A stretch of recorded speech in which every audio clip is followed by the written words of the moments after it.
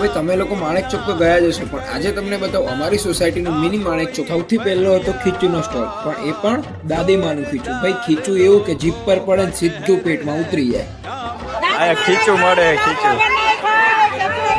પછી આવ્યો ભેળનો સ્ટોલ, અને એ પણ ઇન્દોરી સ્ટાઇલ, નાની છોકરીઓ બનાવેલી એ ભેળ મારે એકદમ મસ્ત મસ્ત મસ્ત ટ્રાય કેવું પડે ભાઈ. અને આવી ભેળ તમે બહાર તો ક્યાંય જ નહીં ખાધી હોય. પછી આગળ હતા સમોસા અને વડાપાવના સ્ટોલ, પણ અફસોસ અમે પહોંચે ત્યાં સુધી તો સમોસા તો ગાયબ થઈ ગયા હતા અને વડાપાવ ખાવાનો મોકો ના મળ્યો.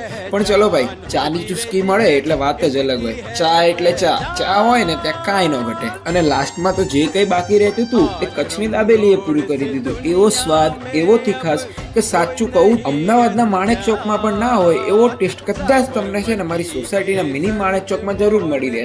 માણેક ચોકમાં જાઓ અને પાણીપુરી ના ખાવ એવું તો બને જ નહીં. અને અમારા મિની માણેક ચોકમાં પણ પાણીપુરીનો સ્ટોલ હતો, અને એવી પાણીપુરી ભાઈ મોઢા મૂકતા જ ઓગળી જાય એવી મસ્ત પાણીપુરી હતી. આ પણ એક મસ્ત મસ્ત મસ્ત ટ્રાય હતી. તો ભાઈ વિડીયોમાંથી તમારો કેવો રહ્યો મિની માણેક ચોકનો એક્સપિરિયન્સ કોમેન્ટમાં જરૂરથી કહેતા જજો. મળીએ આવા જ એક ઇન્ટરેસ્ટિંગ વિડીયો સાથે. Tata bye bye.